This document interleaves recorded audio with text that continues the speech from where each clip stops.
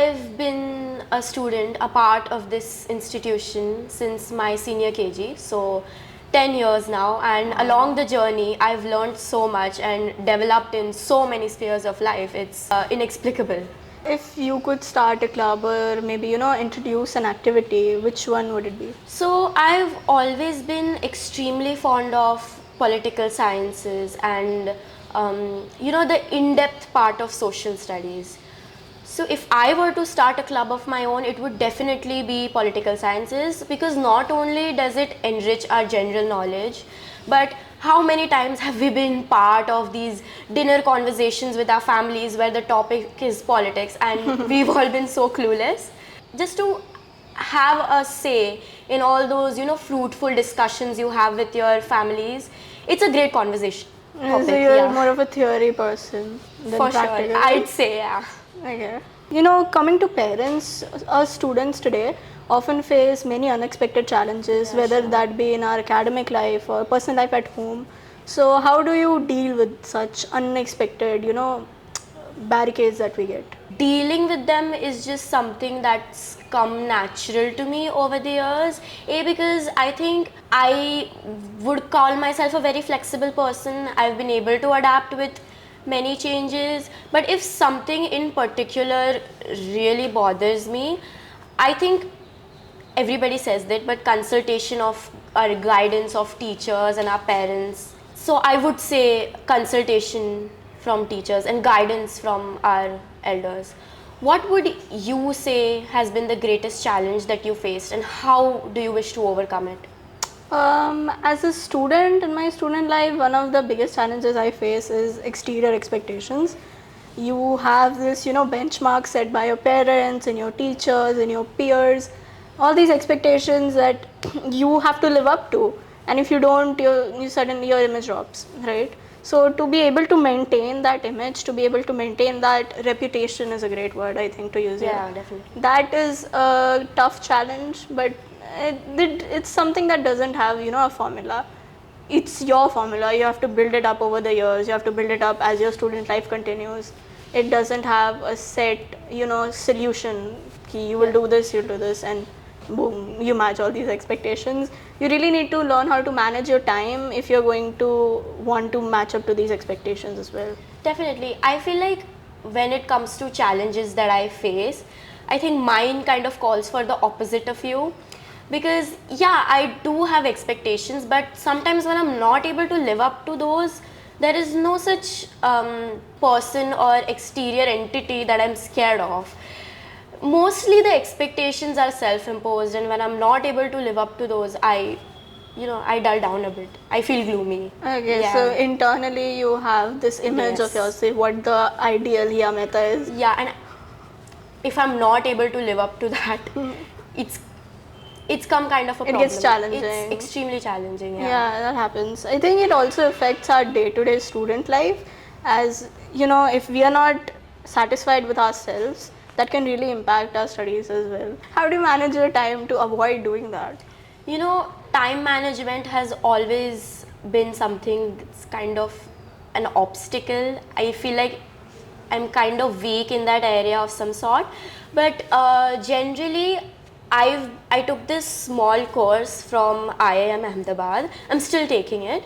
So what I've learned is that multitasking sounds so professional and I can multitask. I'm sophisticated. Yeah, but that's not it. Multitasking is only going to add to your pressure, and it's the one aspect in terms of time management that you should completely ignore, scorn, overlook. Do not pay attention to multitasking, because it's just going to add up to your anxiety and lead to sudden bursts of emotions, and you're going to feel overwhelmed. It's this saying that you turn school into a game and see how fast you excel in that. You manage out your tasks. You make to-do lists. That's something that has really helped me. I will just scribble down to-do lists, and it just feels so great that when your task is complete, to tick it off. I think that is something unmatched. My first to-do list I remember was for summer vacation, and I made this list of 42 things that I wanted to do, out of which even 2 I didn't do. Okay, but it's the thought that counts, Yeah, it right? is definitely, but it just making that to-do list gave this sense of achievement. You're able to put down what you think, what you want to do into words. What you feel you're able to do, but you end up ignoring. Yeah, But putting problems on paper actually solves half the problem. definitely, yeah. Because if you are able to identify what the issue is correctly, then you can identify what the solution is correctly as well. That is actually a piece of cake. Yeah. So speaking about achievements, what is something that inspires you to strive? You know, I've known you. You're a scholar. You've excelled in every field. What would you say has inspired you or motivated you to achieve academically or in extracurriculars or whatever? Frankly, I end up telling myself the sky is the limit. You can throw as far as you can. It will always come back to you. If you, there's a saying that if you knew you couldn't fail, how far would you go? Throw your chance as high as possible. If it doesn't work, what's the worst that can happen? It will fall back, right? Yeah. It's not going to negatively affect you. Recently, we had the youth leadership symposium MUN in our school, Yes. right? So I think even that, for the 2 days of that conference, you gain so much knowledge just from debating and listening to other people Yes. speak. I think being a good speaker also comes with being a good listener, because if you know what the person prior to you has said, you can connect that to your speech and it makes it seem more relevant. That is something I feel. Definitely. See, when you listen to people, when you're observant to what they say, you can grasp, you can get the gist of the conversation, you're able to think fast, come up with relative solutions, relative points, and you know what is the right or what is the apt moment that you have to intervene into that conversation. So when you're effectively listening to what's going on in the background, you know when to stop that conversation, what is to be said, and you're not just unnecessarily blurting out words. Yeah, because having good research is great, but knowing how to present that research is really a skill you develop over MUNs. Yes. I have done 11 MUNs till now. I started last year. I started with DPS MUN. That was my first MUN. I've done 11, and I think learning how to research about so many different issues that are going on in our country right now. We had discussions on the National Education Policy 2020 in our Lok Sabha in wireless. That happened at our school. You get so many insights as a student during MUNs. I think it's really, you can't do that by reading books. Yeah. So we've talked a lot about the practical side of education, but sometimes after just all those long hours of studying and rigorous memorization and writing and jotting, we all just want to have a relaxed day when we get home. How do you unwind after a long day at school and a long, academic day? I think mine would contradict some people. Some people just like to, hit the sack, rest, or maybe watch television. I'm not saying I don't do those things, I do, but my top preference would probably be Bharatanatyam. So you're also engaged in Indian classical dance, right? You do I've done Kathak for 10ish years. So I'm in the 6th year of my Bharatanatyam course. I think doing dancing, it's just relaxing to me, because you're able to express yourselves and you're not forced to use your words.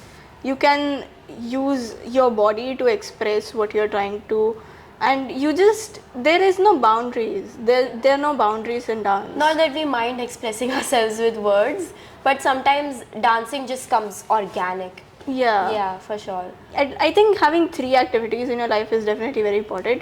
One is a cultural activity that keeps you connected to your roots. For me, that is Bharatanatyam. For you, that's Kathak. Yeah. One is one is the activity that will, Skills, something for skill. Yeah, exactly. So- that will force your mind to work. Yeah. For me, that's chess. For me, that's keyboard.